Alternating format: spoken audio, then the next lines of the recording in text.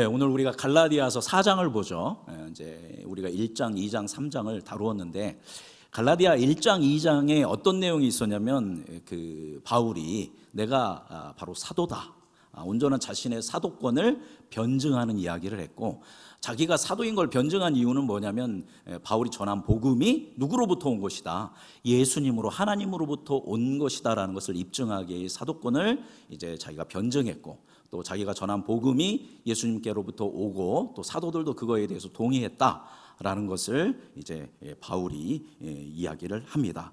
그렇게 1장, 2장에서 바울이 사도권과 바울이 전한 복음이 얼마나 가치 있는 것인지를 명확하게 알린 다음에 이제 본격적으로 갈라디아 성도들에게 이제 바울이 1차 전도 여행 때 개척했던 그 갈라디아 성도들에게 이제 하고 싶은 말을 하기 시작합니다. 여러분, 이 바울이 자기가 개척한 교회 성도들을 부를 때 뭐라고 불렀는지 기억하시나요? 갈라디아 형제들아? 갈라디아 성도들아? 기억 안 나시는군요. 우리 3장 1절 같이 읽어보겠습니다. 앞에 3장 1절 있습니다. 읽어볼까요? 어리석도다 갈라디아 사람들아, 예수 그리스도께서 십자가에 못 박히신 것이 너희 눈앞에 밝히 보이거늘 누가 너희를 꾀더냐. 자기가 개척하고 자기가 사랑하는 그 성도들한테 어리석도다 갈라디아 사람들아, 이제 기억나셨죠? 그죠? 갈라디아 사람들, 이건 뭐예요? 지금 바울의 마음이 어떤 상태인 겁니까? 화가 나 있는 심리적 상태입니다. 그래서 사도적인 그 권위를 가지고 화를 내고 있는 겁니다. 이 갈라디아 사람들아, 너희들 어리석구나. 어떻게 이렇게 복음에서 떠날 수 있느냐라고 하면서 이제 3장을 시작했습니다. 그렇게 화가 나 있는 상태에서 한 다음에, 근데 오늘은 또 뭐라고 부르고 있냐면, 처음에는 갈라디아 사람들아 라고 불렀는데 오늘 본문 4장 12절 같이 읽어보겠습니다. 읽어볼까요? 형제들아, 내가 너희와 같이 되었은즉 너희도 나와 같이 되기를 구하노라. 너희가 내게 해롭게 하지 아니하였느니라. 조금 좋아졌네요. 그죠? 이 갈라디아 사람들아, 이 어리석은 것들아, 이렇게 했는지 뭐라고 부르고 있어요?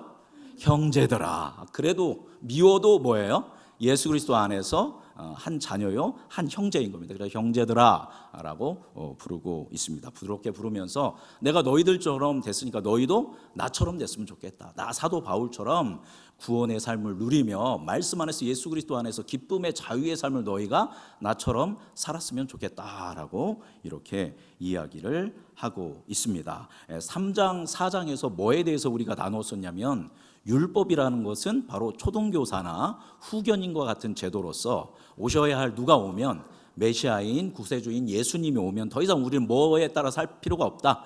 율법에 따라서 옛 종교적 노력을 통해서 살아갈 필요가 없다. 이제는 복음의 시대고 은혜의 시대고 예수 그리스도를 통하여 구원받는 시대가 되었다. 그러니까 너희가 나처럼 되기를 바란다. 사랑하는 누구더라? 형제들아 라고 이렇게 이야기를 하고 있습니다. 이렇게 이야기를 시작하면서 형제들아 라고 부르면서 이제 바울은 예전에 갈라디아 교회와 바울 간에 있었던 그런 일들에 대해서 다시 한번 회상하도록 시간을 줍니다. 그때 1차 전도 여행을 할 때 우리가 어떤 일들이 있었는지 너희들 기억하느냐라고 하면서 그때 있었던 일에 대해서 이야기를 합니다. 여러분, 1차 전도 여행 때 바울과 갈라디아 성도들 사이에 어떤 일이 있었을까요? 우리 13절을 같이 읽어보겠습니다. 13절 읽어볼까요? 내가 처음에 너에게 복음 전한 것을 너희가 아는 바라. 바울이 갈라디아 지역, 그러니까 이고니온, 루스드라, 더베, 이 지역들을 다니면서 갈라디아 교회들에게 복음을 전했는데, 말씀 보니까 뭐로 말미암아 복음을 전했대요? 내가 처음에 육체의 약함으로 말미암아 너희들에게 복음을 전했다. 이것을 통해서 미루어 알 수 있는 것은, 지금 바울이 전도여행 1차 전도여행을 하면서 갈라디아 지역에 올 즈음에 바울의 몸 상태가 어땠다라는 거예요. 아주 좋지 않았다라는 겁니다.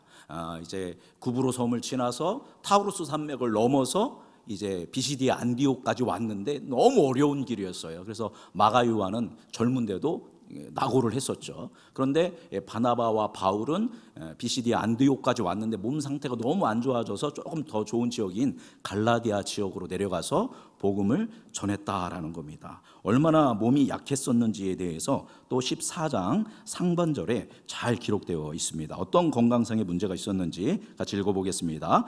너희를 시험하는 것이 내 육체에 있으되 이것을 너희가 업신여기지도 아니하며 버리지도 아니하고. 어느 정도 몸이 아팠냐면 너희를 시험하는 것이 어디 있었대요? 바울의 육체 가운데 있대. 갈라디아 성도들이 바울의 몸을 보면 뭐에 들어요? 시험에 들 정도의 바울의 연약함이 있었다라는 겁니다. 그 다음 또 뭐라고 이야기하고 있어요? 그런 바울의 육체의 연약한 상태를 갈라디아 성도들이 업신여기지 않았다고, 또 버리지도 아니었다라고 이야기합니다. 여기서 버리다라는 원어는 에크푸티오인데, 에크푸티오 버리지 않았다는데 이게 우리 말로 그 직역을 하면 침을 뱉다라는 뜻입니다.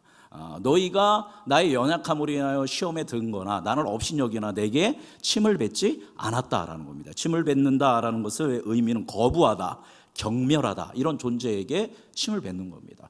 도대체 바울 몸 상태가 얼마나 안 좋았으면 사람들이 바울의 몸을 보고 시험에 들 정도고 그를 업신여기지도 않고 그에게 침을 뱉을 정도로 그렇게 바울의 몸 상태가 좋지 않았을까요? 학자들이 도대체 바울의 몸이 연약한 이유가 어디가 아팠는지를 여러 가지로 연구를 해봤습니다. 명확한 것은 뭐가 안 좋았어요? 바울은 눈이 안 좋았습니다. 안질이라고 하죠. 근데 눈이 안 좋은데 여러분, 제가 눈이 안 좋다고 막 여러분이 시험에 드시나요? 막 눈이 안 좋다고 해서 여러분이 저를 업신여기라든가 저를 경멸하거나 저를 거부하거나 저에게 침뱉지 않죠. 그죠? 그러니까 바울의 안질이라면 그냥 안 좋은 게 아닙니다. 눈이 안 좋은 것은 뭐 말할 것도 없고, 뭐 눈에서 어떤 학자들은 뭐 고름이 났다, 뭐 눈물이 멈추지 않고 막 흘렀다, 또는 막 충혈돼서 눈이 새빨갈 수도 있었겠죠. 안질로 말미암아. 아마 그렇다라면 앞에서 설교하고 있는데 눈에서 고름이 난다든가, 뭐 내내 눈물을 흘린다든가, 아니면 눈이 빨갛다든가, 그러면 은혜가 되겠습니까? 안 되겠습니까? 안 되죠. 뭐만 보여요? 눈만 보이죠. 아니, 치유하면서, 다른 사람들은 치유하면서 예수님의 치유의 소망의 복음을 전하는데 정작 자기 눈은 못 고친다라면 그 말씀에 얼마나 힘이 있을까, 이런 생각할 수 있지 않습니까? 그런데 또 오늘 본문 말씀 보니까 너희가 나를 뭐 하지 않았다? 버리지 않았다라고 하죠. 침뱉지 않았다, 거절하거나 경멸하지 않았다. 그럼 당대의 풍습에 사람들이 누구한테 침을 뱉었냐면 주로 귀신 들린 사람한테 침을 뱉었다고 해요. 뭐 우리 이제 부정탄다라고 하면서 퇴하고 침을 뱉지 않습니까? 그것처럼 귀신 들린 사람들한테 침을 뱉었다라고 보고 있고, 이 표현을 통해서, 그리고 이제 전승을 통해서 아마 바울에게는 뭐가 있을 것이다? 간질이 있었을 거다라고 봅니다. 여러분, 이제 간질이 이제 우리 안에 생기면 눈이 어떻게 돼요? 갑자기 멀쩡하게 말하다가 확 뒤집힙니다. 흰자로 뒤집히고 그 자리에서 탁 쓰러지고, 심한 경우에는 이제 발작을 일으키고 입에서는 거품을 물기도 합니다. 지금 우리가 그게 간질이라는 게 병이라는 것을 인지하고 있고 그것을 뭐 두려워하지 않고 치료하고 이해하고 치유하는 그런 시대 속에 살고 있지만, 이때는 그게 병인지를 잘 몰랐어요. 그러면 여러분 일상적으로 생각한다면 갑자기 잘 생활하다가 눈이 뒤집히고 쓰러지고 막 발작을 하고 입에서 거품을 문다라면 뭐라고 해석했을까요? 이 시대에는 이 사람이 뭐 들렸다? 귀신 들렸다, 귀신이 들렸다. 그래서 막 귀신 하나 나와라 막 이렇게 뭐 죽기 사역을 했겠죠. 그러면 간질은 때가 되면 어떻게 돼요? 다시 정상으로 돌아오게 되죠. 그럼 너 귀신 들렸었어? 그럼 그 사람은 이제 죄책감에 또 사로잡히겠죠. 그러다가 또 그런 상태들이 계속 아마 반복되었을 겁니다. 이걸 통해서 아마 바울은 무슨 질병을 알았다? 간질을 알았다라고 보고 있습니다. 자, 그러니까 또 상상을 해보십시오. 제가 설교하다가 갑자기 팡 하고 눈이 흰자가 보이듯 팡 하고 쓰러져서 여기서 막 하면서 거품을 문다면 여러분, 그게 은혜가 되겠습니까? 은혜가 안 되겠죠. 여러분, 만약 제가 눈이 그렇다든가 제가 간질로 넘어진다면 저 어떻게 할 거예요? 안 쫓아내지고 잘 받아주실 거죠?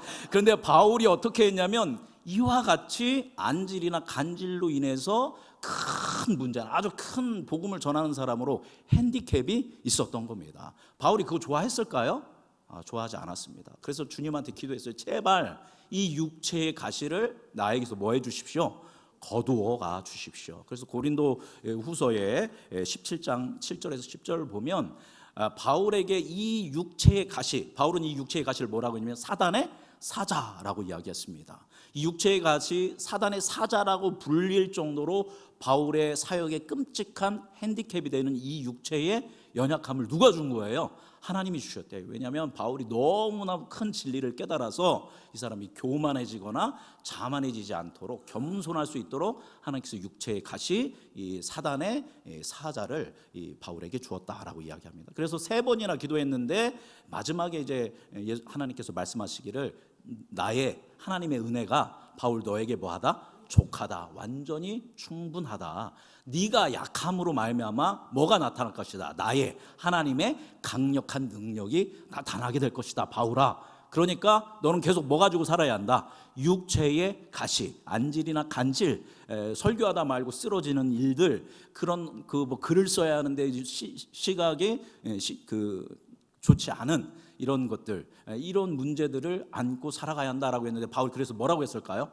그래도 고쳐주세요라고 하지 않고 그럼 주님 감사합니다라고 하면서 주님의 이름을 높이며 찬양합니다. 그러면서 약할 때 하나님이 나의 뭐가 되어주신다? 강함이 되어주신다. 그래서 나는 나를 자랑할 때 뭐를 자랑한다? 나의 약함을 자랑한다라고 고백합니다. 놀라운 고백 아닙니까?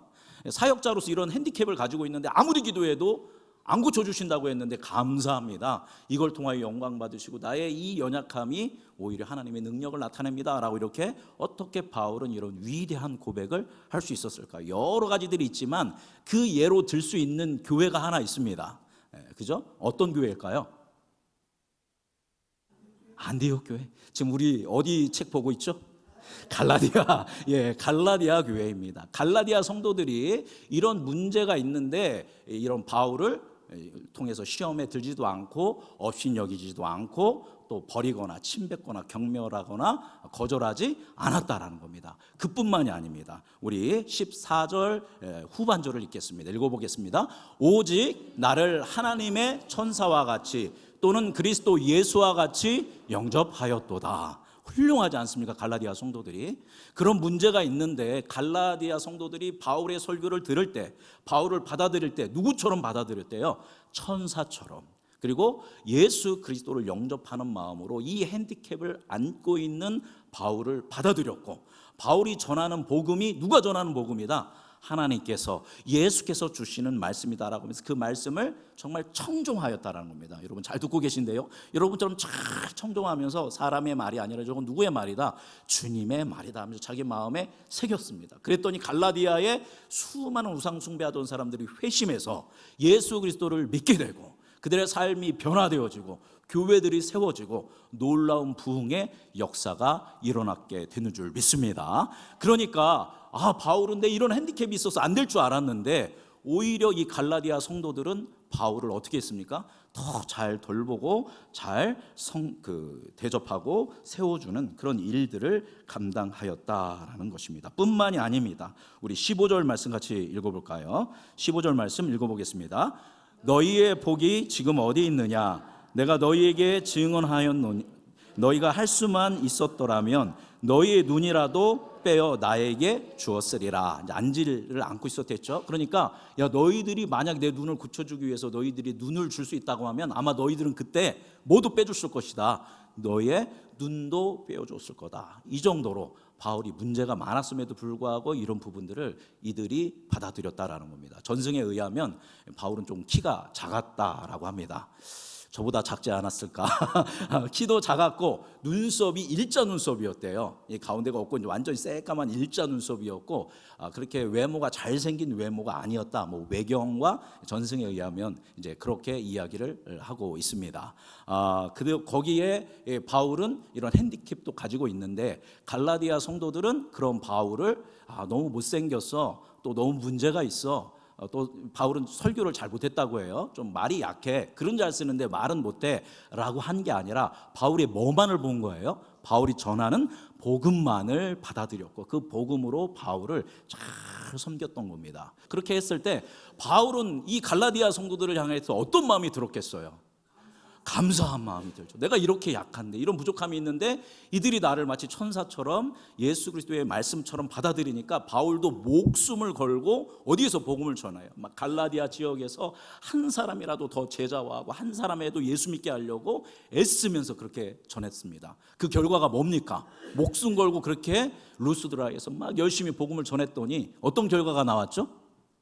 저기 비시디아 안디옥이랑 저기 이고니온에 있는 사람들이 쭉 내려와서 목숨 걸고 바울이 복음을 전할 때 그 바울을 향해서 뭐를 던졌습니까? 루스드라에서 돌을 던졌습니다. 그 결과 목숨을 걸고 이들을 위해서 복음을 전했더니 돌에 맞아서 거의 죽게 생겼죠. 그래서 죽은 줄 알고 성 밖에 던졌습니다. 그런데 주님이 보호해서 살아났죠. 그래서 그 다음날 일어나서 어디로 갑니까?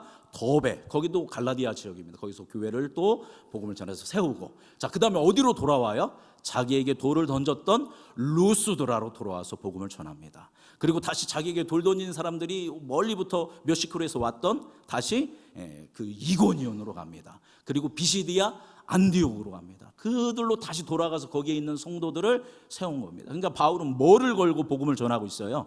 목숨을 걸고 그들을 향한 사랑의 마음으로 이렇게 복음을 전하였다라는 겁니다. 성도들은 바울을 잘 세우고 그의 말씀을 들었고, 바울은 또 그것에 힘입어 또 목숨을 걸고 예수 그리스도의 복음을 전했던 것이 바로 갈라디아 교회와 사도 바울의 관계였던 것입니다. 이 정도 하면 여러분 아시겠지만 이것이 바로 뭐의 모범입니까? 교회의 목회자와 성도, 지도자와 성도들의 모범인 줄 압니다. 자, 그래서 우리는 어떻게 하겠어요? 제가 부족합니다. 그죠?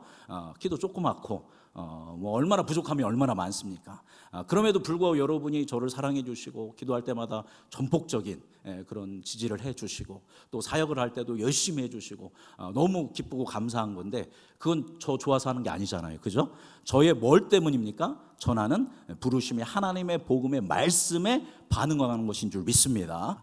이와 같이 우리가 그런 말씀에 반응하고 주님을 신뢰하며 살아갈 때 우리 개인의 삶 가운데, 가정 가운데, 교회 가운데 하나님의 은총의 일들이 일어날 줄 믿습니다. 또는 저는 어떻게 했을까요? 목사가 교만해지거나 딴 생각을 품지 않고 철저하게 무엇을 걸고 목숨을 걸고 온전한 예수 그리스도의 복음만을 증언하기 위해서 힘쓰고 저도 애써야 할 줄 믿습니다. 그래서 저는 성도님들을 향해요. 성도님들은 저를 향해, 또 성도는 성도를 향해 서로가 서로를 지지하고 위에서 기도하고 나아갈 때 이 갈라디아 교회가 놀랍게 부흥했던 것처럼 우리 안에 개인, 가정, 교회가 건강하게 세워지는 은혜가 우리 안에 주어질 줄 믿습니다. 자, 그렇게 좋은 관계였어요. 눈을 빼줄 정도로, 그렇게 문제가 있는데도 다 받아줄 정도로 예수님을 대하듯 하는 관계가 바로 갈라디아 교회와 바로 바울의 관계였습니다. 이게 개척한 교회니까요. 흔들려야 돼요? 흔들리지 말아야 돼요? 쉽게 흔들릴 것 같지 않은 관계지 않습니까? 그런데 어떤 일이 일어납니까? 우리 16절 말씀 같이 읽어보겠습니다. 읽어볼까요? 그런즉 내가 너희에게 참된 말을 함으로 원수가 되었느냐.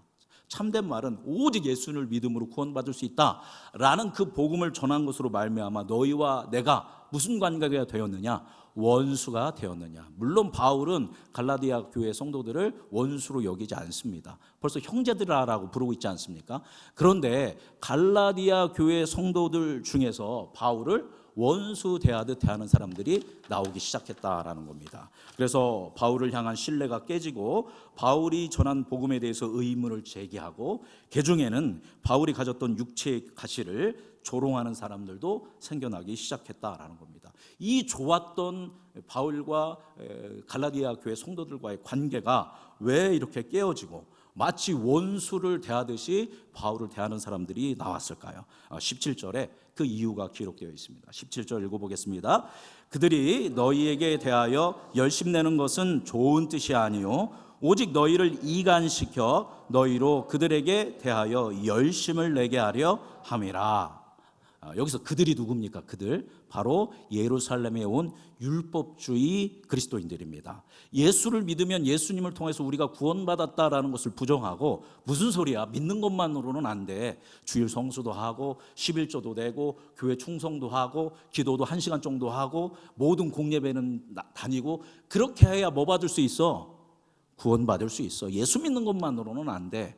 이러한 잘못된 율법주의적인 예수 그리스도의 온전하신 그 구원의 사역을 부정하는 이러한 율법주의 교사들이 들어와서 아주 열심히 갈라디아 지역 교회들을 섬겼다라는 겁니다. 이 사람들은 예루살렘에서 온 사람들이고, 이 사람들은 유대인이고, 또 이 사람들이 참 거룩하고 경건하게 신앙생활을 잘 하는 걸 보니까 감동이 됐는데, 그래서 감동이 받아서 어떻게 예수를 잘 믿습니까? 바울 선생님은 예수님만 믿으면 된다고 했는데 아닙니다. 이렇게 하고 저렇게 하고 이렇게 하고 그런 것들을 주니까 그렇군요 하면서 바울이 잘못 가르쳤구나, 이 사람들이 맞구나, 이렇게 바뀐 거예요. 근데 이 유대주의자들이 그렇게 이 갈라디아에서 열심히 한 이유는 뭐래요? 바울과 갈라디아 성도들을 뭐 하기 위해서?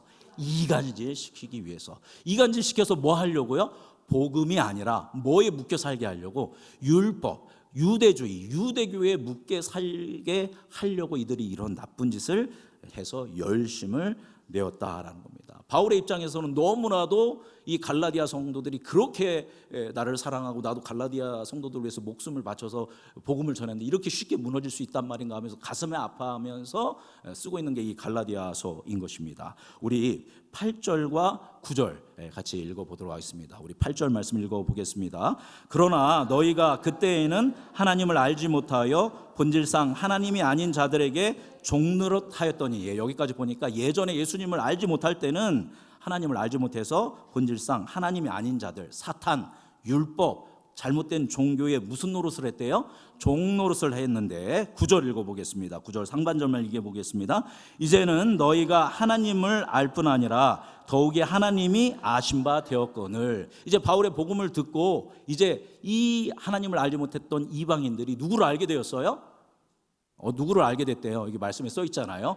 하나님을 알게 됐어요. 근데 그것만이 아니에요. 하나님이 이 갈라디아 사람들을 또 어떻게 되셨대요? 아신 바 되었다라는 겁니다. 그래서 하나님은 이들이 아버지가 되고 이들은 하나님 아버지의 자녀들이 되는 이런 놀라운 은혜를 본질상 진노의 자녀였던 너희가 이렇게 누렸는데, 자 계속 어찌하여 읽어보겠습니다. 어찌하여 다시 약하고 천박한 초등학문으로 돌아가서 다시 그들에게 종노릇하려 하느냐. 우리 지난주 나눴지 않습니까? 약하고 천박한 초등학문. 우리가 열심히 믿어서, 우리가 윤리적으로 도덕적으로 열심히 노력해서 구원을 받겠다, 이게 뭐예요? 약하고 천박한 초등학문입니다. 잘못된 우상 숭배를 열심히 해서 내 욕구를 채우고 뭔가 내가 평안함을 누리겠다.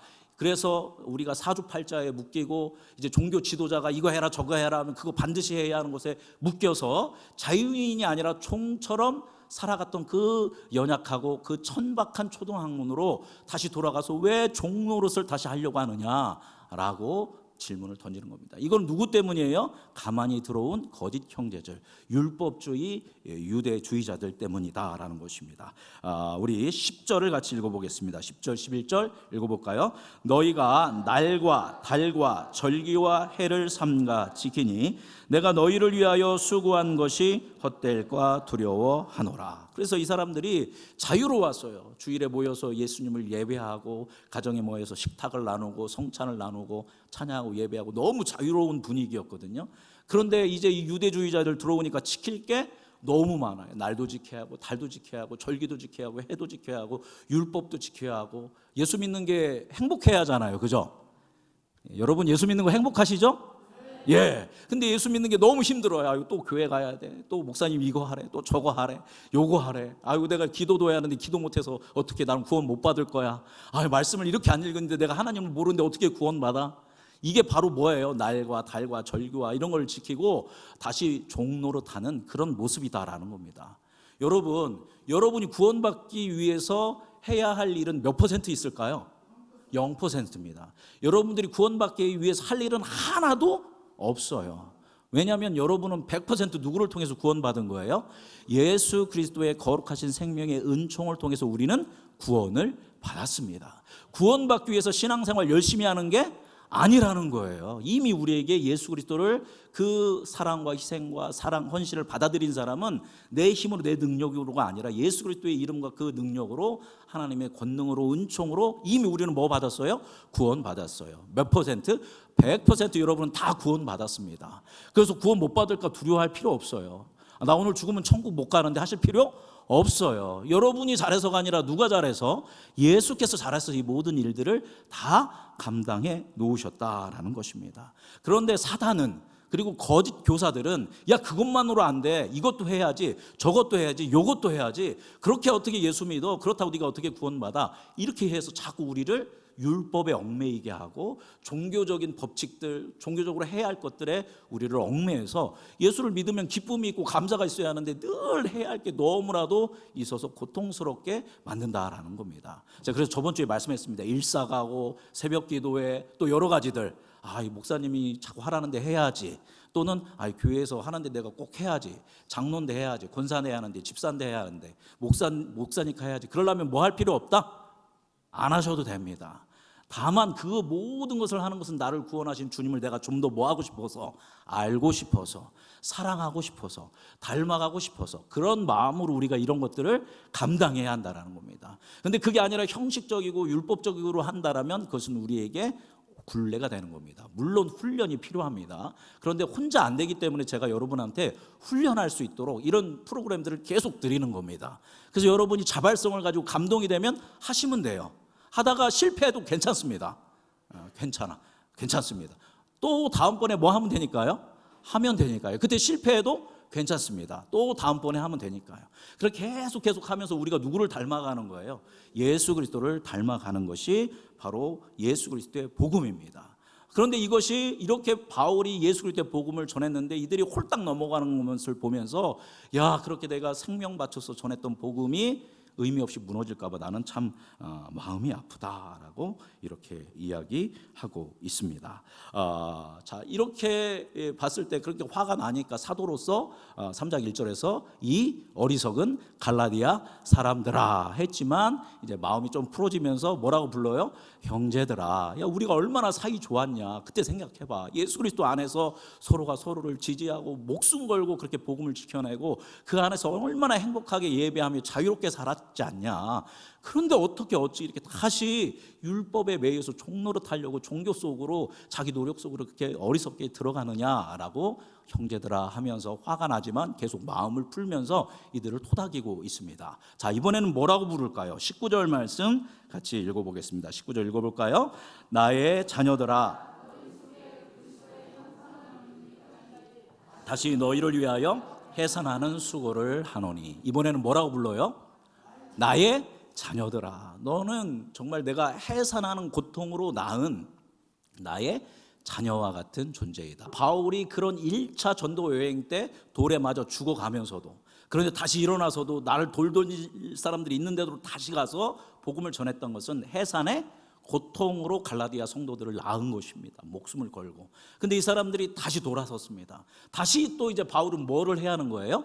해산의 고통을 해야 하는 겁니다. 이들이 다시 복음으로 돌아올 수 있도록. 그래서 지금 안질로 눈도 안 좋은데 나중에 우리 보겠지만 큰 글자로 내가 썼노니 이렇게 씁니다. 그러니까 잘 안 보이는 거예요. 그런 시력이 안 좋아서. 그런데도 간절함으로 지금 이 갈라디아서를 쓸 때 막 화가 나서 막 쓰는 게 아니라 화도 나지만 어떻게든 이들을 살리기 위해서 간절한 마음으로 쓰는 겁니다. 그러면서 나의 사랑하는 나의 누구야? 자녀들아라고 이야기합니다. 너희 속에 누구의? 그리스도의 형상이 이루기까지 나는 다시 해산의 수고를 할 것이다.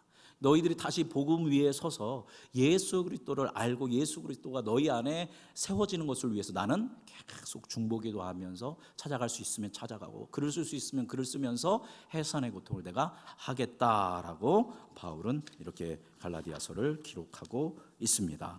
갈라디아 성도들의 무너진 신앙을 세우기 위해서 고군분투하는 이 바울의 마음을 우리가 읽을 수 있습니다. 그죠? 우리가 잘 호칭을 보니까 호칭이 계속 뭐였어요? 바뀌었죠. 어리석은 갈라디아 사람들아. 두 번째는 형제들아. 세 번째는 나의 자녀들아. 이렇게 부르고 있습니다. 처음에는 사도로서 어리석은 이 갈라디아 사람들을 향해서 의로운 분노를 하기도 했고, 두 번째는 형제들아 너희들이 나와 같이 좀 복음 안에 섰으면 좋겠다라고 부르면서 과거의 회상을 하면서 그 좋은 시절을 기억하면서 좀 돌아갔으면 좋겠다라고 얘기하고 있고, 나의 자녀들아 내가 너희를 사랑한다. 내가 이 해산에 수고를 했지만 다시 내가 해산에 수고를 하고 있다라고 이야기합니다. 때로 분노에서 회상으로, 회상에서 사랑으로, 그리스도의 사랑으로 이 갈라디아 성도들, 무너지고 고통당하고 있는 이 성도들을 향해 나아가는 이 바울의 모습을 볼 수 있습니다. 바울이 이렇게 하는 목적이 뭡니까? 이 갈라디아 교회 성도들이 다시 복음 앞에 설 수 있도록, 다시 오직 예수 그리스도를 온전히 믿음으로 그 안에서 자유를 누리며 기쁨으로 구원된 삶을 살 수 있도록 하기 위해서 이제 분노가 아니라 용서와 사랑으로 다가가고 있는 것입니다. 바울이 이렇게 사랑으로 다가갈 수 있는 이유는 뭘까요? 자기를 막 원수 대하듯 대하고 있는 사람들을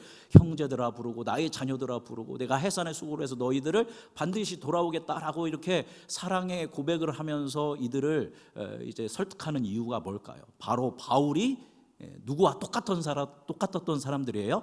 갈라디아 성도들과 똑같았던 사람들입니다. 하나님 믿는다고 하면서 예수 믿는 사람들을 잡아서 박해하고 핍박하고 그랬던 사람이 누구예요? 바울입니다. 그러니까 바울은 구원 받을 수 있는 사람이에요? 못 받을 사람이에요? 구원 받을 일이 일이라도 없는 사람이에요. 그냥 예수 믿는 사람을 핍박하고 예수를 전폭적으로 핍박을 했던 아주 그런 핍박자인데, 이 사람이 갑자기 예수를 믿게 됐어요. 누구의 은혜예요? 하나님의 은혜, 예수 그리스도의 100% 은혜로 다메섹 도상에서 예수님을 만난 겁니다. 그래서 구원받고 이제 누구를 위해 살기로 결정했어요? 예수를 위해 살기로 결정했습니다. 야, 이건 누구의 사랑이구나? 하나님의 놀라운 사랑이구나. 예수 그리스도의 놀라운 사랑이구나. 그럼 내가 이제 누구를 위해 살겠다? 예수님을 위해 살겠다 하면서 자유 안에서 복음을 누리면서 이제 율법주의에 얽매여서, 그리고 또는 사도라는 부르심을 받았기 때문에 어쩔 수 없는 것이 아니라 하나님의 사랑 안에서, 하나님의 은총 안에서 감사함으로 이 사역을 감당하였다라는 것입니다. 간절히 바라는 것은 바울이 누렸던 이 하나님 사랑 안에서 누렸던 예수 그리스도의 은총의 그 구원의 그 기쁜 시간을, 그 기쁜 인생을 저와 우리 음성중앙교회 모든 성도님들이 누리는 은혜가 있기를 주님의 이름으로 축복합니다. 때로 우리 주위에 믿음이 흔들리는 사람이 있어요. 처음 교회 다녀서, 교회를 다니다 보니까 목사가 무슨 얘기를 하는데 무슨 소리인지 도통 알아들을 수가 없어요. 이런 분들도 계시고, 또 여러 가지 이제 침체에 빠져서 고통당하는 사람들도 있습니다. 그때 누가 다가가야 합니까? 우리 교회에서는 가장 먼저 제가 다가가야겠죠, 그죠? 장로님, 권사님들, 집사님들이 다가가야 합니다. 다가갈 때 오늘 누구처럼? 바울처럼. 속으로는 이 어리석은 사람아 하겠지만 다가갈 때는 뭐라고? 형제들아. 그 다음에 나의 자녀는 아니지만 그리스도의 자녀요 하면서 내가 받은 하나님의 사랑을 기억하면서 이 사람이 믿음으로 다시 일어설 수 있도록 정말 간절함으로 한 사람 한 사람을 다가가고 세워주는 우리 성도님들이 되기를 주님의 이름으로 축복합니다. 또한 우리가 어려운 가운데 있을 때 있어요, 그죠? 근데 어려운 가운데 있는데 아무한테도 말 안 하고 나 혼자 할 거야 하면서 그렇게 하는 거 주님이 원하시지 않습니다. 이제 교회에 기도 부탁을 하고 제가 많은 기도들을 하면서 회복되어지고 또 문제들이 해결되어지는 것을 우리 음성중앙교회에서도 많이 봤습니다. 그런 문제들이 있으면 목회자에게, 장로님들에게, 구역장, 구역인도자들에게 얘기해서 기도를 부탁하고 합심해서 기도하고 또 그렇게 돌봄을 받고, 그것이 교회의 부르심의 이유인 줄 믿습니다. 그럴 때 우리가 건강한 교회로 세워지고 예수 그리스도의 빛과 소금의 역할을 감당하는 개개인, 가정, 구역 교회가 될 수 있는 줄 믿습니다. 그래서 오늘 바울의 초청처럼 형제들아 나와 같이 되기를 구하노라, 자녀들아 그리스도의 형상을 이루기를 원한다라는 바울의 초청에 반응하면서 늘 주 예수 그리스도 중심으로 살아가는 우리 음성중앙교회 성도님들 되시기를 주님의 이름으로 축복합니다. 기도하겠습니다. 살아계신 주님, 오늘 본문 말씀 가지고 형제들아 나의 자녀들아 라는 이 바울의 외침과 설득의 말씀을 나누었습니다.